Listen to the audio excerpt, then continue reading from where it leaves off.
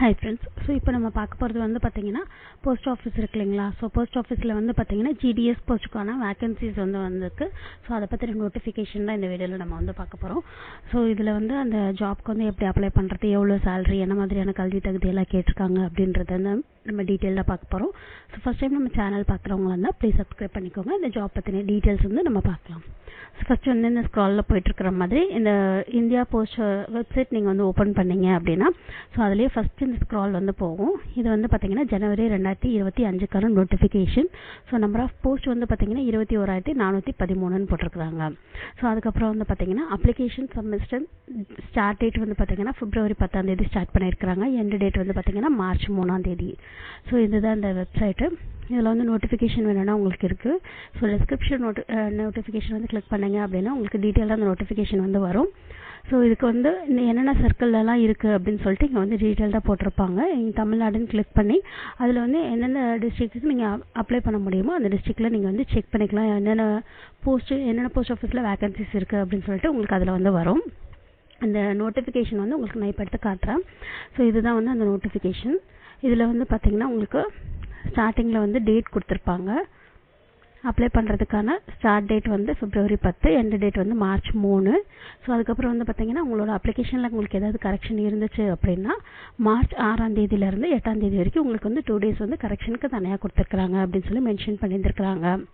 So இதில் வந்து பார்த்தீங்கன்னா உங்களுக்கு போஸ்ட் வந்து பிரான்ச் போஸ்ட் மாஸ்டர் அப்படின்னு சொல்லியிருக்கு இல்லைங்களா. ஸோ இந்த போஸ்ட் ஒன்று இருக்குது. அதில் ப்ரொஃபைலில் நீங்கள் வந்து என்னென்ன மாதிரியான வேலையெல்லாம் அதில் பார்க்கணும் அப்படின்னு சொல்லிட்டு அவங்க வந்து இதில் டீட்டெயில்டாக கொடுத்துருக்காங்க.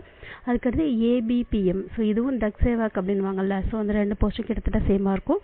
ஸோ இதில் என்னென்ன ஜாப்ஸ் இருக்குது, என்ன மாதிரியான வேலையெல்லாம் நீங்கள் பண்ணணும் அப்படின்னு சொல்லி இவங்க வந்து கொடுத்துருக்குறாங்க.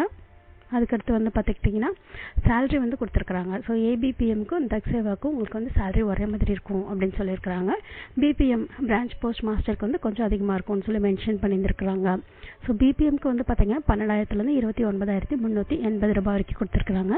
ஸோ ABPM அல்லது டக் சேவாக் இதுக்கு வந்து பார்த்தீங்கன்னா 10,000 24,470 வரைக்கும் கொடுத்துருக்குறாங்க. ஸோ இதுக்கு ஏஜ் லிமிட் வந்து பார்த்தீங்கன்னா மினிமம் 18, மேக்ஸிமம் வந்து 40 வந்து சொல்லியிருக்கிறாங்க.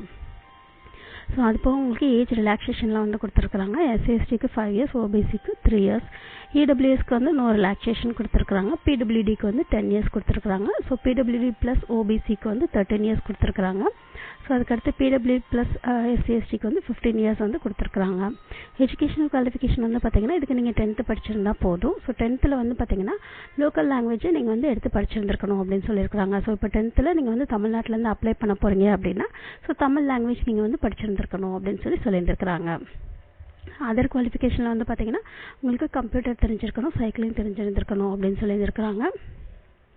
ஸோ மற்ற டீட்டெயில்ஸ் எல்லாமே நீங்கள் வந்து இந்த நோட்டிஃபிகேஷனில் உங்களுக்கு வேறு ஏதாவது டீட்டெயில்ஸ் என்ன தெரிஞ்சுக்கணும் அப்படின்னா இதை நீங்கள் செக் பண்ணிக்கலாம். ஸோ இதில் வந்து PWDயில் என்னென்ன PWD இருக்கிறவங்க வந்து இதுக்கு அப்ளை பண்ண முடியும் அப்படின்னு சொல்லி கொடுத்துருக்குறாங்க.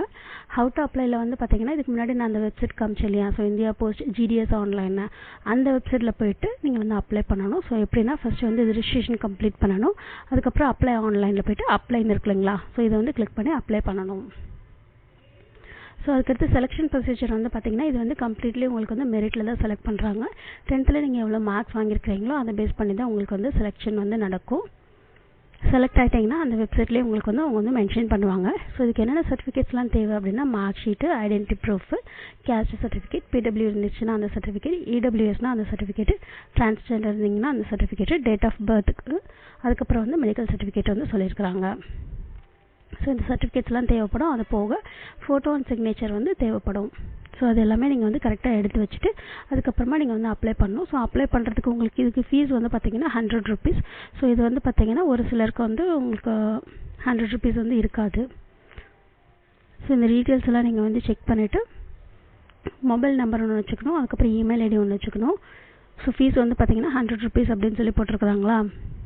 ஸோ ஃபீமேல் அப்ளிகன்ஸில் உங்களுக்கு ஃபீமேல் அப்ளிகன்ஸ்க்கு வந்து ஃபீஸ் இல்லை அப்படின்னு சொல்லி வந்து மென்ஷன் பண்ணியிருந்துருக்குறாங்க.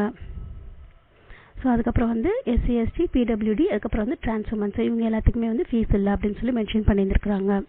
ஸோ இந்த டீட்டெயில்ஸ் எல்லாமே செக் பண்ணிவிட்டு ரெஜிஸ்ட்ரேஷன் முடிச்சுட்டு அதுக்கப்புறம் நீங்கள் இந்த ஜாப்க்கு வந்து தாராளமாக அப்ளை பண்ணலாம். ஸோ அப்லோட் பண்ண வேண்டிய டாக்குமெண்ட்ஸில் வந்து பார்த்தீங்கன்னா ரீசன்ட் ஃபோட்டோகிராஃப், அதுக்கப்புறம் வந்து சிக்னேச்சர்.